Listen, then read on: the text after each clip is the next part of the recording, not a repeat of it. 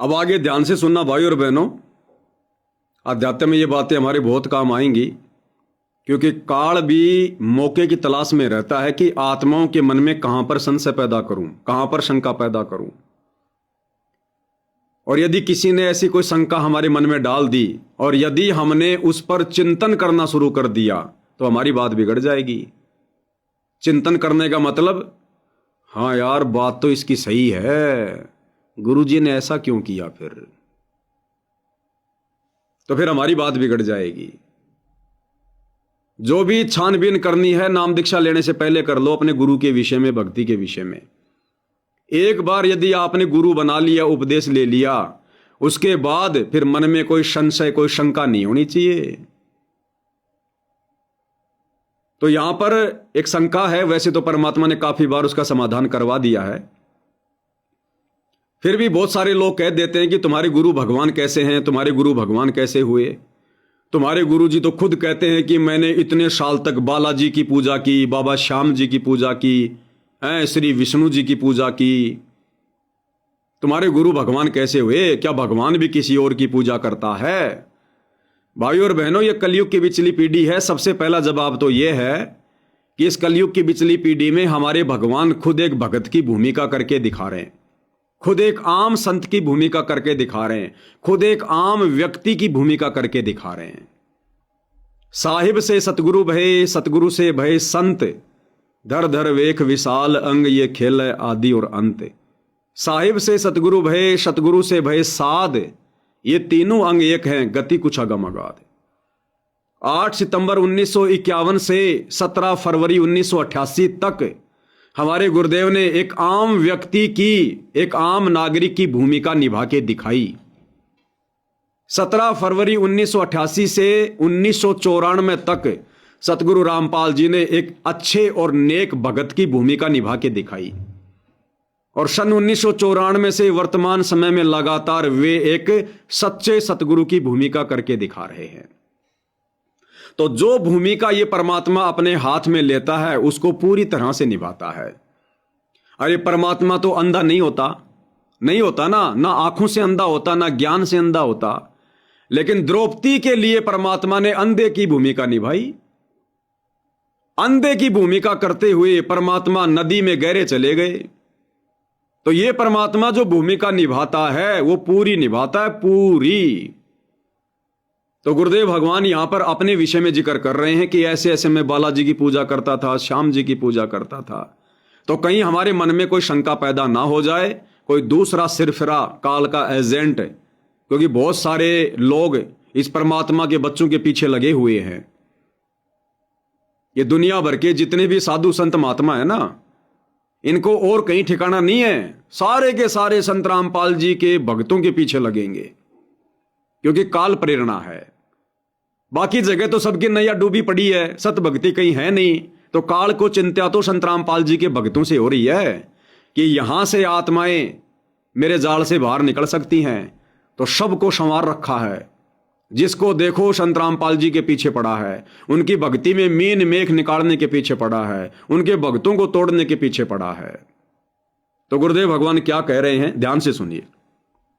जैसे दास बचपन से राम कृष्ण और विशेषकर विष्णु जी का, कृष्ण जी का विशेष भक्त रहा है, इसके साथ हनुमान जी के प्रति भी लगन में, तरफ में, चाह में कोई कमी नहीं थी। इस कारण से मंगलवार का व्रत रखना, किसी ने बता दिया कि राजस्थान में सालासर एक स्थान है जहां पर हनुमान जी का बहुत प्रसिद्ध मंदिर है, और वहां जाने से सारे सुख हो जाते हैं। तो दास सिरसा सर्विस करता था, हरियाणा का एक शहर है, पंजाब से सटा हुआ डिस्ट्रिक्ट है। वहां से पता चला तो दास बैठ के ट्रेन में सालासर पहुंचा, शुरू उतरा, वहां से अन्य साधनों से वहां एक छोटा सा गांव सालासर, वहां एक छोटा सा मंदिर, और उसमें एक पत्थर की मूर्ति, उसकी शक्ल भी ठीक सी कोई ना, हनुमान का वो आइडिया लगा गया था। उस समय ये सन 1978 की बात है, ऐसा कोई वहां पर ज्यादा भीड़ नहीं होती थी। हम सुबह आराम से दर्शन कर लेते थे। हद से हद 500-400 आदमी जाते थे।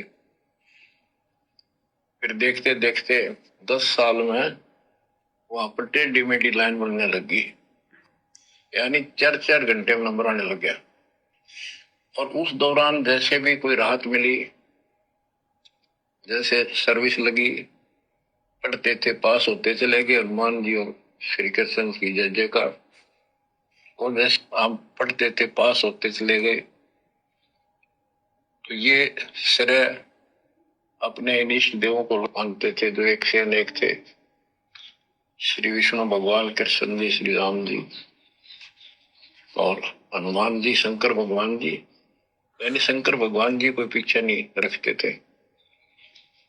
और ये बता रखा था अगर माँ की भक्ति नहीं करनी, इसको विशेष ध्यान नहीं देते थे इसके ऊपर।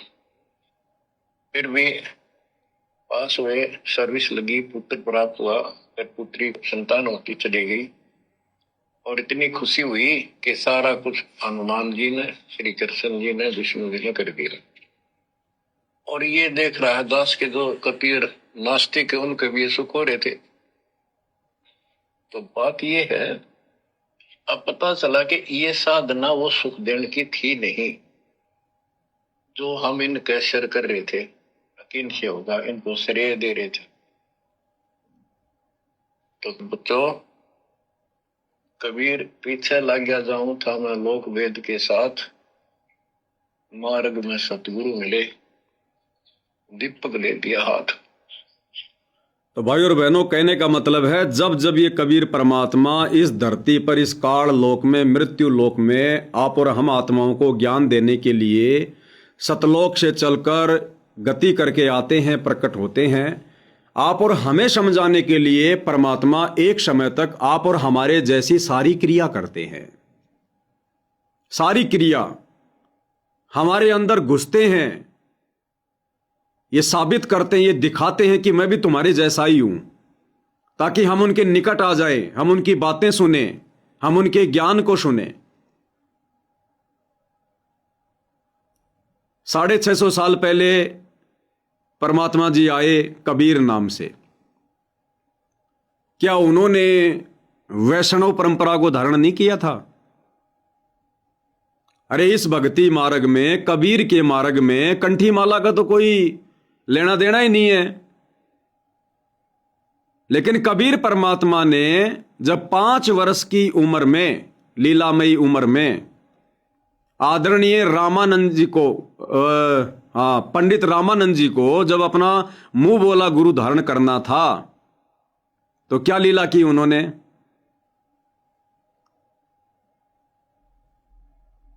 उस घाट पर जाकर लेट गए 2 साल के बच्चे का रूप बनाकर। पंडित रामानंद जी सुबह सुबह नहाने के लिए गए। उनके पैर की खड़ाऊ जो परमात्मा लेटे हुए थे उनको लगी। परमात्मा रोने की लीला करने लगे। पंडित रामानंद जी ने कहा कि बेटा रो मत, राम राम बोल, राम राम बोल। और जैसे नीचे झुके तो उनके जो गले की माला थी, वो माला भाई और बहनों वैसे नहीं निकल सकती थी, चाहे कितना नीचे सिर कर लो। पंडित रामानंद जी के लंबे लंबे बाल थे, वो चोटा रखा करते थे। अब वो चोटे में से माला कैसे निकल के पड़ जाएगी? लेकिन वो परमात्मा थे, उन्होंने माला निकालनी थी, निकाल ली। वो माला उनके गले से निकलकर परमात्मा के गले में डल गई, एक कंठी वाली, वो तुलसी की माला। अब बताओ, इस परमात्मा ने वैष्णव परंपरा को फॉलो किया कि नहीं किया? अब कोई कह देगा भाई कबीर जी काहे के भगवान, कबीर जी काहे के परमात्मा, वो तो कंठी की तुलसी वाली माला पहरा करते थे। अरे वो लीला उन्होंने क्यों की? उस लीला के पीछे मकसद क्या था? उसके बाद जब गोरखनाथ जी ने पंडित रामानंद जी को ज्ञान गोष्ठी का निमंत्रण भेजा, तो उस समय 10 साल की उम्र में कबीर परमात्मा अपने मुंह बोले गुरु पंडित रामानंद जी के साथ में कौन सी वेशभूषा बना के गए थे? वैष्णव परंपरा वाली वेशभूषा। तो क्या वो वैष्णव बन गए थे? क्या वो विष्णु जी की भक्ति किया करते थे? वो लीला क्यों की उन्होंने? किस लिए की? उसके पीछे कारण था, रीजन था। आदरणीय गरीबदास जी, अरे आज तो आपको विश्वास हो गया होगा कि गरीबदास जी खुद परमात्मा थे, कबीर साहिब थे। आपने एक सत्संग में सुना होगा कि आदरणीय गरीबदास जी को 10 वर्ष की उम्र में कबीर जी मिले। फिर एक सत्संग में आपने यह भी सुना होगा कि गरीबदास जी ने जब वो मात्र 3 दिन के थे, उन्होंने अर्जुन सर्जुन को सार नाम दिया, अर्जुन सर्जुन को अपनी शरण में लिया। अब यदि गरीबदास जी को 10 साल की उम्र में ही कबीर जी मिले थे, आगे नाम देने का आदेश दिया था, शतलोक लेकर गए थे, ज्ञान योग खोला था, तो भाई फिर वो 3 दिन की उम्र में अर्जुन सर्जुन को नाम किसने दे दिया? एक सत्संग आपको सुनाता हूं, ध्यान से सुनिएगा क्या कह रहे हैं पूज्य गुरुदेव भगवान। जब आदरणीय गरीबदास जी मात्र 3 दिन के थे, अर्जुन सर्जुन को शौपन के माध्यम से दिखाया कि मैं वहां आ चुका हूं छुडानी में। अर्जुन सर्जुन वहां गए और गरीबदास जी ने मात्र 3 दिन की उम्र में उनको सार नाम दिया। ध्यान से सुनिएगा। आपका गुरु किस है महाराज कि आपके घर में, मेरे घर में अवकाल जो बच्चा पैदा हुआ है 3 दिन का हो रहा है, परसों जो पैदा हुआ, और गुरु कहा वो गुरु से हमारा ने बोला जी आप यहाँ पौड़ी में बैठो, मैं लड़के ने यहीं ले आऊंगा, आप चले भी नहीं जा सकता। हाथ जोड़ के न बोलो जोलम हो जाएगा, एक सजाते ही पारे सारा ना लाइयो गड़ जाएंगे कभी आम चालेंगे। तो बोला जी चालन जोगे तो कोई ना, चाहे मर जाए आराम है, जाएंगे उसके बारे में आगे उड़े माथा टेकेंगे आगे।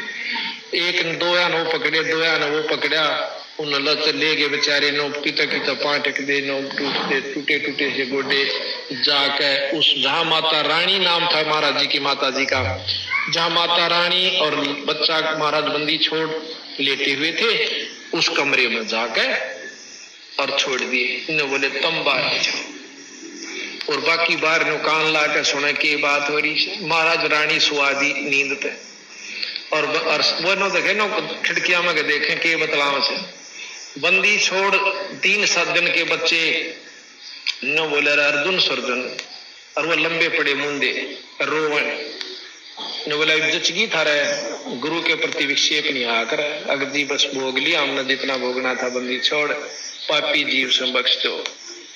न बोला आज के बाद परण कर लो, कभी भी गुरु के प्रति विक्षेप नहीं लाना। गुरु मानस कर जानते हुए नरकइये अंध, महादुखी संसार में अग यम के पल। न बोला बैठे हो, महाराज की शक्ति तो वो एकदम नो बैठे हो गए। न बोला नाम लो, उपदेश दिया और भजन करो, भजन किया और जाओ मुक्त हो जाओगे। इतना कह के उसने ठाके बलराम जी उनके गपोड़ी में ले आए।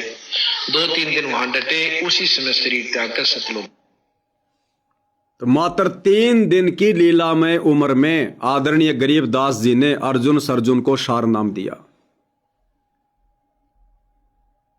और भाई और बहनों, हम जो भक्ति बोध पढ़ते हैं या वैसे भी हम लोग तीनों समय की आरती करते हैं, इतने सारे जयकारे लगाते हैं, उन जयकारों में 3 ही महापुरुष हैं जिनके नाम से पहले बंदी छोड़ शब्द लगता है। बंदी छोड़ कबीर साहिब की जय, बंदी छोड़ गरीबदास जी महाराज की जय, और लास्ट में बंदी छोड़ सतगुरु रामपाल जी भगवान की जय। यानी सतगुरु रामपाल जी जो वर्तमान में धरती पर प्रकट हैं, ये स्वयं बंदी छोड़ हैं, कबीर भगवान हैं। 350 साल पहले गरीबदास जी के नाम से भी यही आए थे, और 650 साल पहले कबीर नाम से भी यही आए थे। तो गरीबदास जी तो खुद परमात्मा थे, भगवान थे। और भगवान तो शुरू से भगवान होता है, कोई आगे चल के थोड़ी होता है। अब आपने एक सत्संग ये भी सुना होगा, पहले आपको ये क्लियर कर दूं वरना फिर ये मन में शंका पैदा हो जाती है कि भाई गुरुजी ने एक सत्संग में तो बोल रखा कि गरीबदास जी को 10 साल की उम्र में भगवान मिले, और 10 साल की उम्र में गरीबदास जी को भगवान मिलने के बाद फिर अर्जुन सर्जुन आए, फिर गरीबदास जी ने उनका उद्धार किया। और इस सत्संग में गुरुजी कह रहे हैं कि मात्र 3 दिन की उम्र में ही अर्जुन सर्जुन को गरीबदास जी ने नाम दिया। तो भाइयों और बहनों, अभी गुरुदेव ने क्या कहा कि रे अर्जुन सर्जुन, गुरु के प्रति कभी सौपन में भी विक्षेप नहीं आना चाहिए, उसकी लीला अजब गजब होती है। नामा और रैदास रसीला, कोई न जाने अवगत लीला। भगवान के पास में रहने वाले भी नहीं समझ पाते उनकी लीला के विषय में। गरीब रविदास जी नहीं समझ पाए, नामदेव जी नहीं समझ पाए। कभी विक्षेप नहीं आना चाहिए गुरु जी के प्रति, अगर गुरु बना लिया तो, अगर विश्वास कर लिया तो। अब भाई और बहनों, इसका रीजन क्या होता है वो भी परमात्मा ने सत्संगों में क्लियर कर रखा है। गुरुदेव कहते हैं बच्चों, ये जो घटनाएं हैं ये अलग अलग समय की, अलग अलग युगों की घटनाएं हैं। किसी युग में, किसी समय गरीबदास जी जो है ये मतलब 3 दिन की उम्र में अर्जुन सर्जुन को नाम दे देते हैं। किसी युग की, किसी समय की घटना में 10 साल की उम्र में दे देते हैं, और किसी युग में, किसी समय में ये 12 साल में दे देते हैं। ये अलग अलग युगों की अलग अलग घटनाएं हैं। ये परमात्मा की अपनी मर्जी पे होता है, वो 10 साल में आकर मिले, या वो खुद ही आकर ये सारा खेल खेल जाएं, या वो 12 साल की उम्र में आकर मिले। एक सत्संग में आपने सुना होगा, गुरुदेव ने बताया कि हर कलयुग में, कलयुग की जो प्रथम पीढ़ी है वो कलयुग की शुरुआत में नहीं होती है।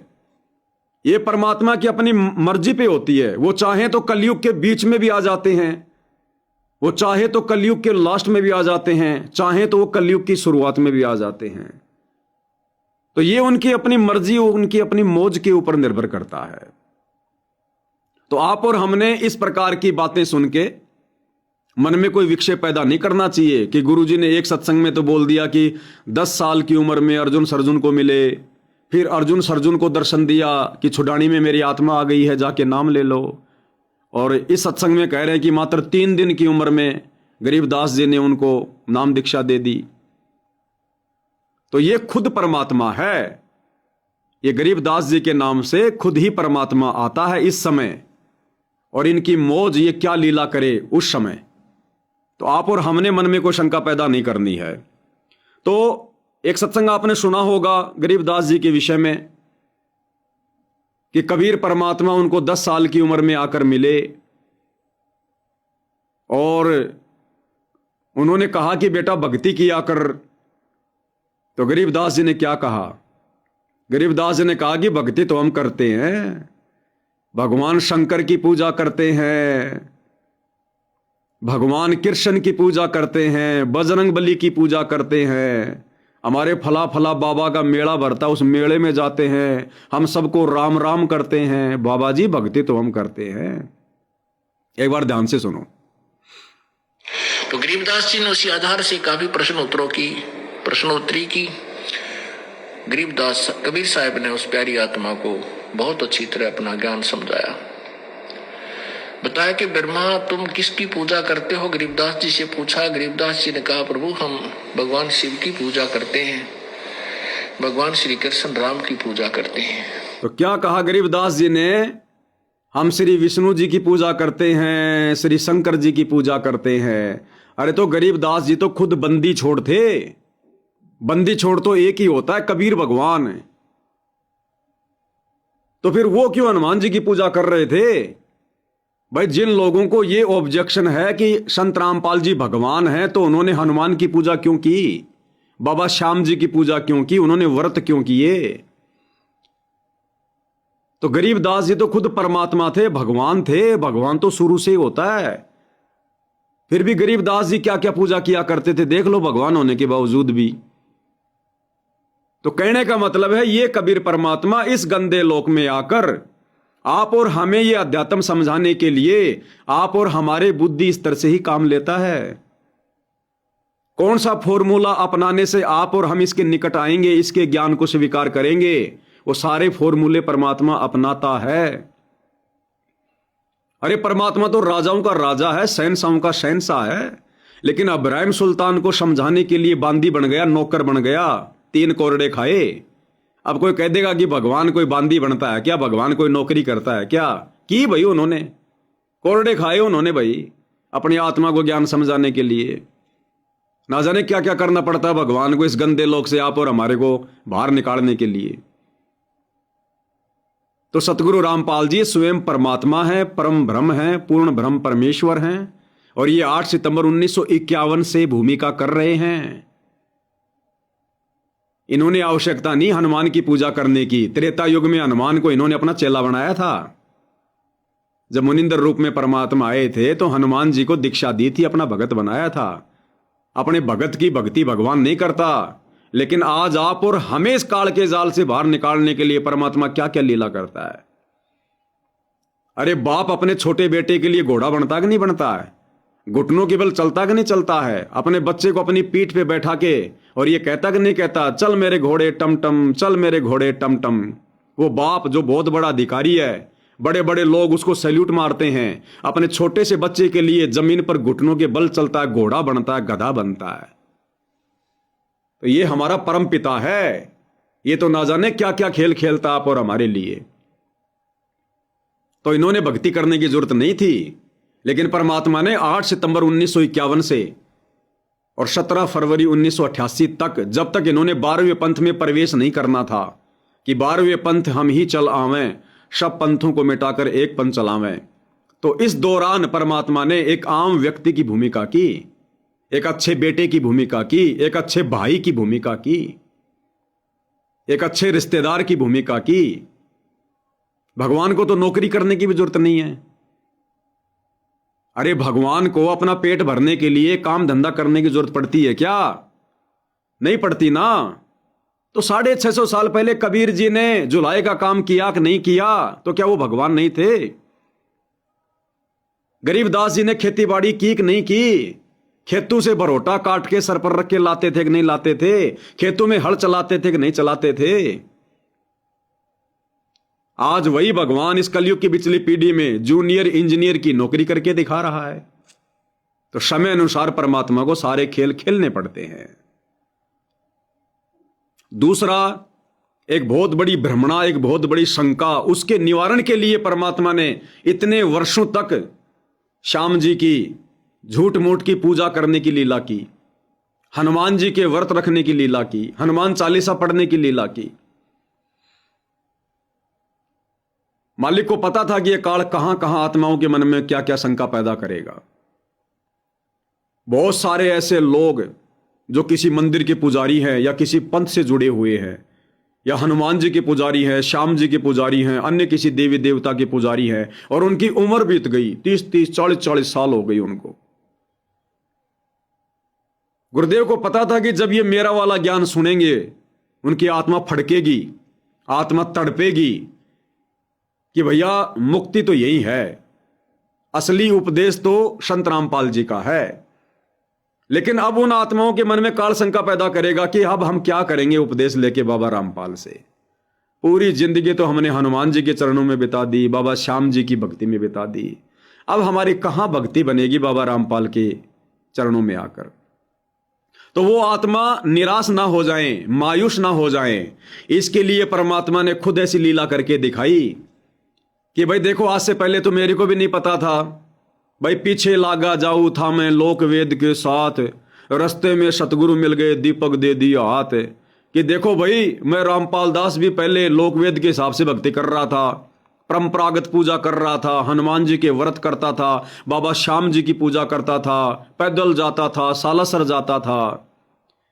और भाई जिस दिन मेरे को शत भक्ति के बारे में पता चला, मैंने उसी दिन वो सारी पूजा छोड़ दी और थोड़े दिनों में मेरी पूरी भक्ति की भरपाई कर दी परमात्मा ने। तो ये उदाहरण दिया जा सके कि भाई निराश होने की जरूरत नहीं है, मैं भी पहले तुम्हारी की तरह भ्रमित था। भगवान भ्रमित नहीं होता, लेकिन हमें भ्रमणा से बाहर निकालने के लिए भगवान को भ्रमित होने की एक्टिंग करनी पड़ती है। तो उन आत्माओं में थोड़ी दृढ़ता आ जाए कि हाँ भाई देखो, संत रामपाल जी भी पहले ऐसे ही भक्ति किया करते थे, और जब से इनको शत भक्ति मिली, आज देखो इनका कारवा कितना बढ़ गया, आज देखो ये कितने बड़े महात्मा बन गए। तो उन आत्माओं को हिम्मत मिले कि इस भक्ति में पावर है, इस भक्ति में शक्ति है, थोड़े समय में ये भक्ति हमारे को बहुत आगे पहुंचा देगी, हमें मोक्ष के योग्य बना देगी। तो भाई और बहनों, कई प्रकार की भ्रमणाएं होती हैं जो काल ने समाज में फैला रखी होती हैं। उनका खंडन करने के लिए परमात्मा उनके ऊपर वार करते हुए समय अनुसार इस प्रकार की लीलाओं को जन्म देते हैं। अन्यथा ये काल भी इसी कबीर परमात्मा को अपना इष्ट देव कहता है कि अर्जुन, तुझे गुप्त से गुप्त बात बताता हूं, मेरा इष्ट देव भी वही है। अब बताओ, जब 21 ब्रह्मांड का नकली भगवान काल भी कबीर भगवान सतगुरु रामपाल जी को अपना इष्ट मानता है, तो ये सतगुरु रामपाल जी असंख्य ब्रह्मांडों के स्वामी क्या बाबा श्याम की भक्ति करेगा क्या? हनुमान जी की भक्ति करेगा क्या? तो इस प्रकार की भूमिका करता है परमात्मा भाई और बहनों। तो हमने किसी की बातों में आना नहीं है। ये परमात्मा है, इसकी लीलाओं का अंत कोई पा नहीं सकता। ये तो कलयुग की पिछली पीढ़ी है और परमात्मा कुछ एक्स्ट्रा बुद्धि आप और हम सत्सेवक भाई बहनों को वर्तमान में दे रहे हैं, ताकि हम आपस में सतगुरु महिमा करके साथ संगति के माध्यम से इस प्रकार की शंकाओं का समाधान निकाल सकें और भक्ति मार्ग पर विचलित होने से बचें, दृढ़ बने रहें, किसी के बहकावे में ना आए। नहीं, ये बातें भाई और बहनों, रविदास जी कितना परमात्मा के नजदीक रहे थे, उनके परम भगत थे। धर्मदास जी परमात्मा के कितने नजदीक थे, आंखों शतलोक में उनको देख चुके थे, फिर भी उनको विश्वास नहीं हुआ था। नामदेव जी परमात्मा के कितने नजदीक थे, वो भी परमात्मा को नहीं जान पाए थे। आप और हम भला कैसे आज उनके विशेष संदेशों पर चर्चा कर सकते हैं? हमारी तो जुबान भी नहीं खुल सकती, जुबान भी। लेकिन ये कलयुग के बिचली पीढ़ी है, फाइनल समय है। परमात्मा अपनी तरफ से भगत का ज्ञान योग खोलता है, अपनी तरफ से, और उतना ही खोलेगा जिससे उस भगत का भी नुकसान ना हो, उसमें भी कोई अहंकार ना छा जाए, और दूसरे जो भगत भाई बहन है जो सतगुरु की महिमा सुनते हैं, उनकी भी शंकाओं का समाधान हो जाए। इससे ज्यादा नहीं करेगा परमात्मा। ना मुझे बिगड़ने देगा, ना आप भाई बहनों को बिगड़ने देगा। तो इस हिसाब से परमात्मा सुनियोजित तरीके से अपना मार्ग चलवा रहे हैं।